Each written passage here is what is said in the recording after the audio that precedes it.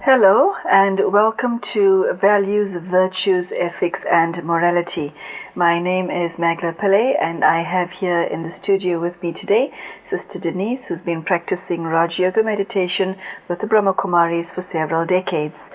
As you can see from the background, which is in the form of a Greek temple, the setting is reflective of the manner in which today's talk is going to take place, and Sister Denise and I have decided that the form of this talk is going to be one of Socratic dialogue, which is simply a manner of putting questions to an individual in order to elicit the truth from them.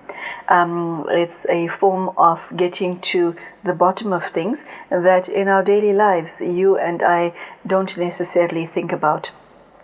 The subject that we're going to take up today is of particular interest to us because we're really looking at, as the title says, the world's value system, their morality, their ethics and virtues. We will look at what the difference is between the four, and we will look at how this impacts on our behavior and the way we treat ourselves and the way we treat others. Sister Denise has shared in the past that most people want to do the right thing, but paradoxically they do not do so. In other words, they act against their conscience. And in this program and on all others to follow, we will be looking at why this is the case. Sister Denise, very, very warm welcome to today's show. Thank you. Thank you so much for joining us. Today's topic is I think the best way to put it is the behavior is not the person. Now, that will be a shock to most people because we do not say so-and-so murdered somebody. We say he is a murderer. We do not say so-and-so stole a piece of bread. We say he is a thief. And most people across the globe equate conduct with the person. Do you see it differently? I do see it differently. A person performs many different kinds of actions. When you say this person is a thief, you brand the person that the only thing that that person does at all is to steal. They may have stolen something once, but the branding of that person as a thief means that he will never be able to ever do anything other than steal. And so he is looked at that way in people's minds. So basically by branding a person in that way, you destroy their lives. And people are quite happy to do that because they feel, moral superiority if they compare themselves favorably against this person who did something that they probably did but didn't get caught. So it's really something that I think is not at all good for people to cultivate this thing, but I think that is so rampant in our culture, and it's very much part of the sacred literature, you see. And I think that we need to challenge that. Okay, Sister Denise, if somebody stole something once, if somebody took the life of another human being once, does he not deserve to be called a thief? Does he not deserve to be called a murderer, a robber, a blackguard? Does he not deserve the title based on his conduct? It's not really a question of whether he deserves it or not. It's more a question of the habit that is very much widespread of branding people. Somebody will say, I am a lawyer, I am a doctor, I am a king, I am the president, therefore I'm a good person, you must respect me. He is a thief, therefore he's a bad person, you're free to treat him however you want. That is the problem, you see, because a person who is in a position or occupying an office that carries respect and regard with it may well also steal, murder, lie, etc., etc. And in many cases, because of their high office, they are immune. And so I think that's a whole lot worse than somebody who is branded as a thief for stealing a piece of bread because he wants to feed his family because the people in power deprived him of his job, you see. So the whole justification of moralistic behavior, punitive behavior, I would really call into question, because I see that it doesn't really have a valid foundation.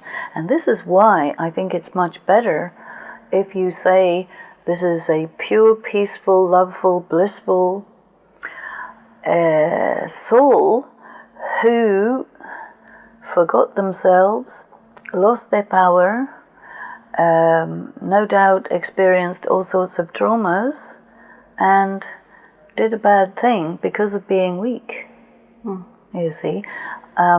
But you don't brand a person by doing that, you see.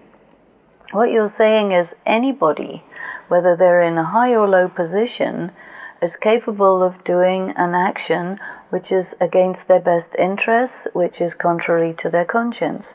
Whenever I ask gatherings of people or people individually, do you always follow the voice of your conscience? I've never found anybody who said yes, high or low, you see. And so I think it's very important to discourage people from branding themselves as something marvelous and wonderful and fantastic and then branding somebody else as something awful, because that is not really what humanity is about. It's much more subtle, much more complex, and we need to be in touch with the subtleties and the delicateness of the human situation. This is what I feel. Sister Denise, a very well-known judge in the country from which I emerge, once said that the best judge of future behavior is past behavior.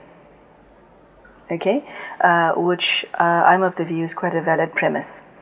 And the reason one would come up with something like that is to say that if somebody committed a crime once, his propensity to cause society harm in the same manner again in future is higher than somebody who hasn't.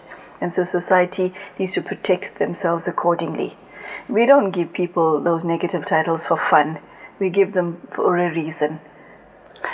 Sometimes not. Sometimes people do that exactly for fun. You know, it happens. False accusation is a very interesting subject, because once a person is falsely accused, everybody looks at them in terms of that accusation. So whether they are accused of something they did and said to be a thief or a murderer or whatnot, and if somebody accuses them falsely, it has exactly the same effect. It ruins their life to the same degree.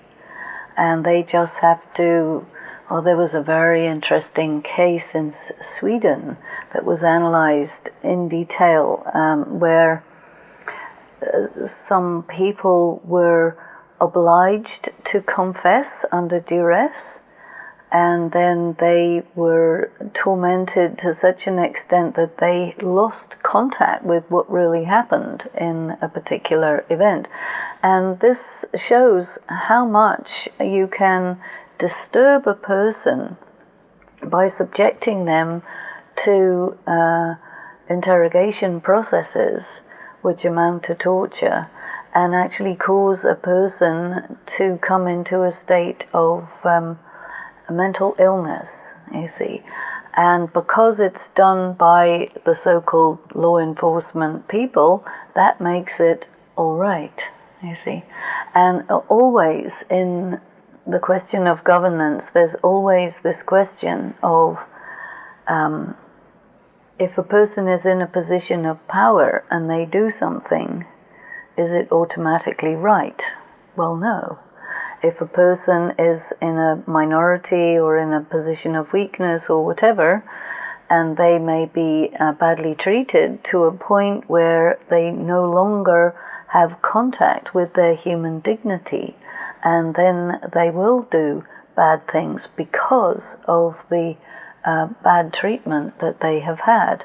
And you have to factor all of this into the subject and come to terms with the reality that it is not a straight black and white thing as people think. Okay, so... Take, for example, theft. Yes. It has been found that any girl who is raped under the age of 13 pretty much always will steal. That is a strange and psychological reaction to rape when you are under the age of 13, and it's so widespread that psychologists have said, you know, there's a connection with this. It doesn't mean the person is a thief. It means that the person was raped at that age. And so if you find someone who is stealing, especially someone who doesn't need to steal, they have what they need, but they're doing it, it's an indicator of a violation of that nature, sexual violation in a very young age. You see. Now, most people, they have no clue about this. It is not well publicized. They just look at the thing that was done and they say, okay, we're going to punish this person. So you're punishing them for being a victim in the first place. And very often in our society, you blame the victim. Okay, so here's the thing. According to the law of karma, we all have to pay for our sins, do we not? So if somebody conducts themselves in a manner that takes something away from society as opposed to adding something to society, they have to pay for it. Well, and you see, you have to... That negative conduct stains their pattern. I'd like to know why you're smiling when you answer my question. So I find what you're saying difficult to digest. I respect what you're saying because it's very kind and very humane. However, I'm struggling to buy it, like a lot of people listening to this show, simply because I see society as a holistic entity. Now, every human being is either adding something to it or extracting something from it.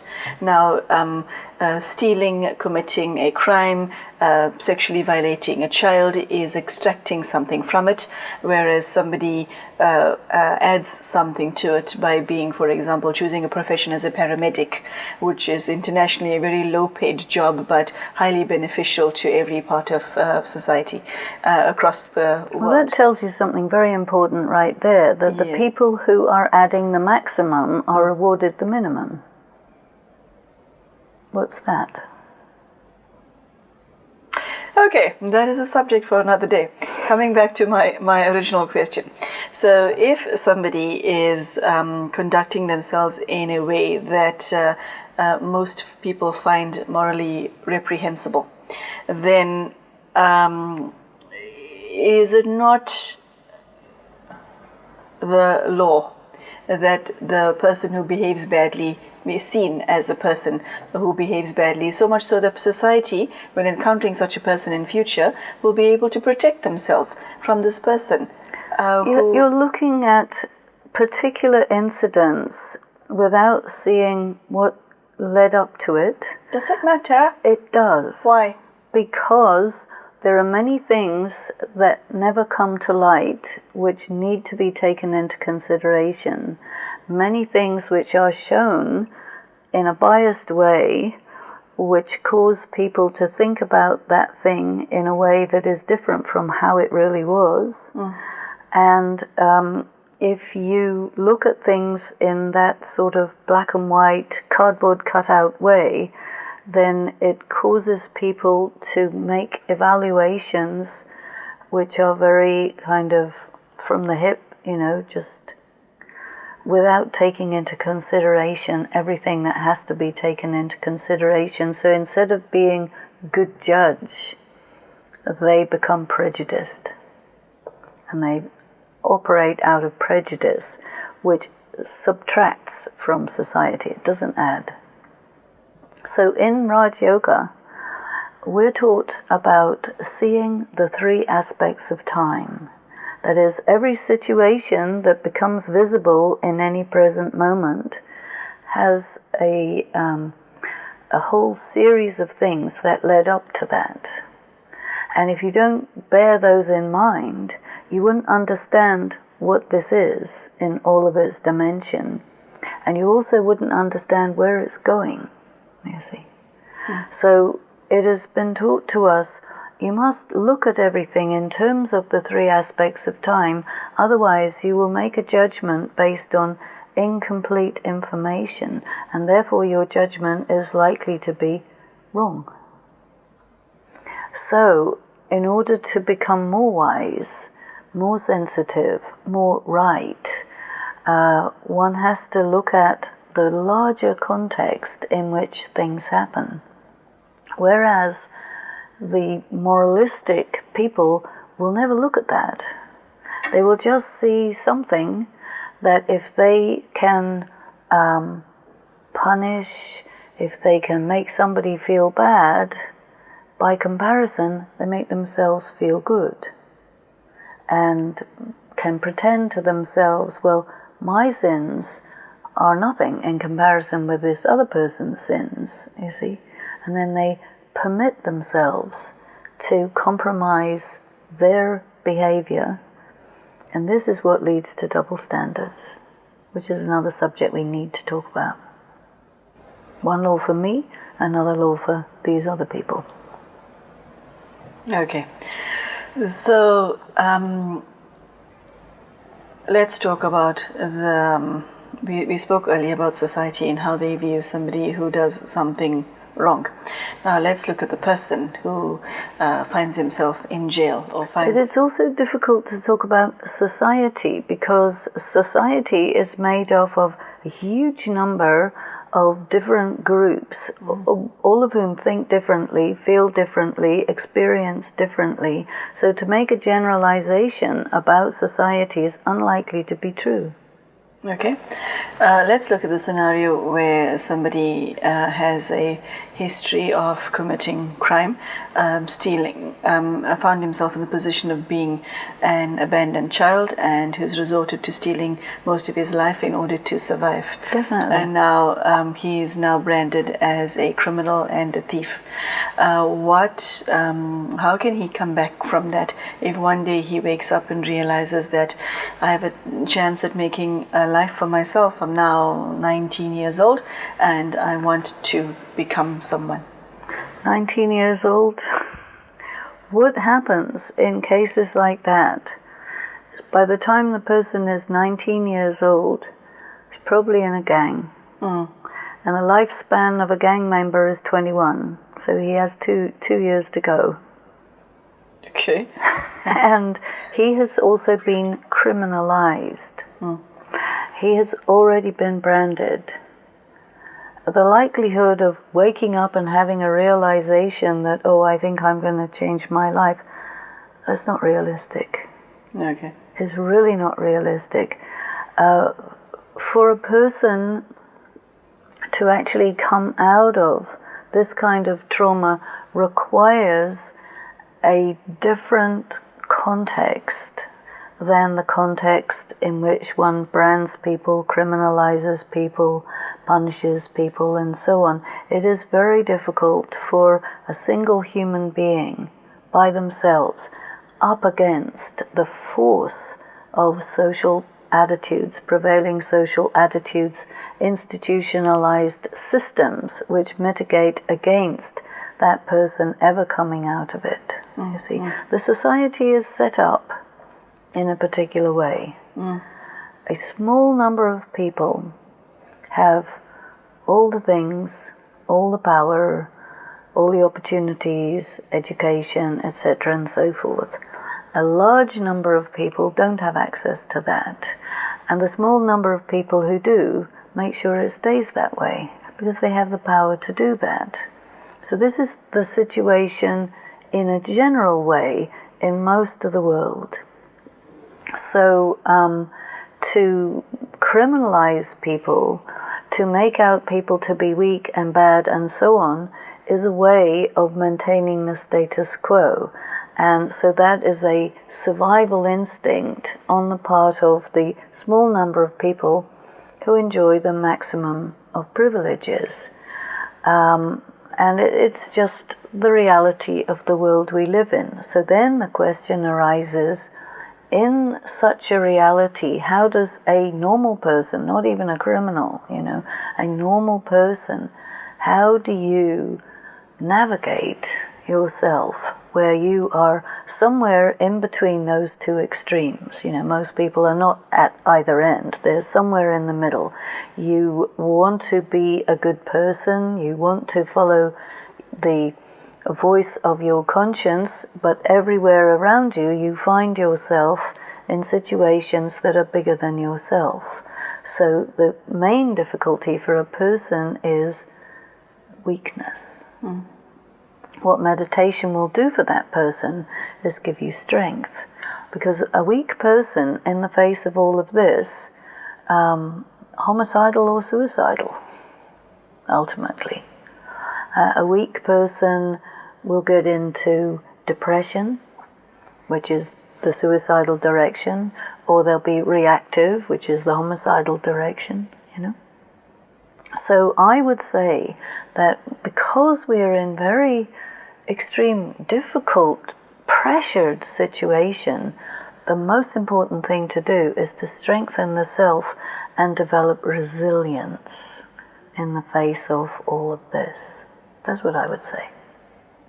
Say more about that, Sister Denise. What do you mean, resilience?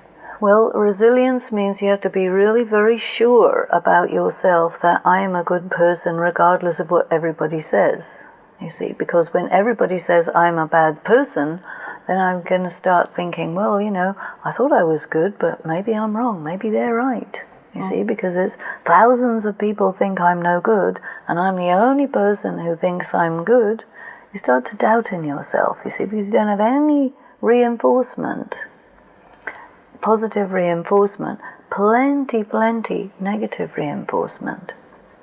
So a spiritual environment gives a person a lot of positive reinforcement, and when there is a lot of positive reinforcement, that helps a person to feel that, yeah, maybe I can, turn around my life. Okay, so you're saying that a person is not their behavior. This is the person, and there's the behavior, and yet you face the consequences of your behavior. How does that work? The consequences of your behavior, you make a mistake, you will pay for that mistake. But if you say you are a mistake, you'll never stop paying. There's no end. You see. So that puts a person into a position where they might as well die. They have nothing to lose. They have no reason to do different behavior because they've been condemned, It's over, you see. If you say, you're a very good person, you did these bad things, we understand why you did these bad things, but those reasons are not justifiable. They are understandable, but, here's some other options. You could do this, you could do this, you could do this. That is going to help. The other is not going to do anything except destroy the person. And one of the big problems we have in the world today is overpopulation. It's a very big problem. There's 7-8 billion people. The earth cannot sustain all of these people within the system, which is so inequitable. And so the way that many people are seeing is that, well, the problem is there's too many people. That means life is cheap. Life is not valued.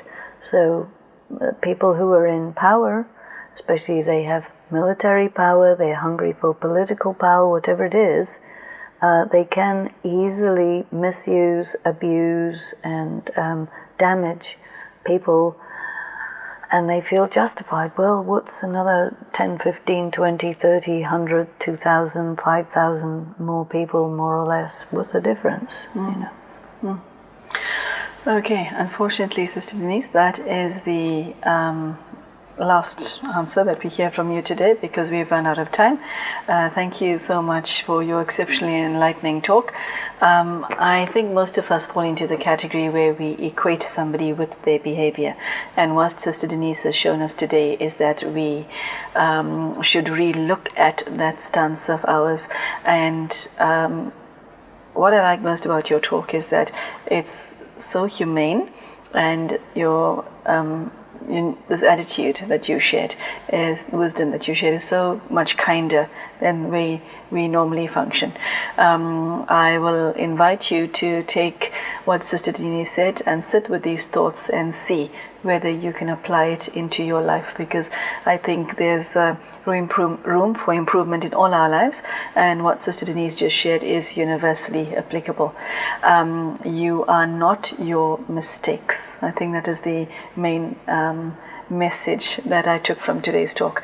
I hope this has been of interest to you, and if you liked what you heard today, please feel free to join us on a subsequent occasion. Thank you for your time, and goodbye.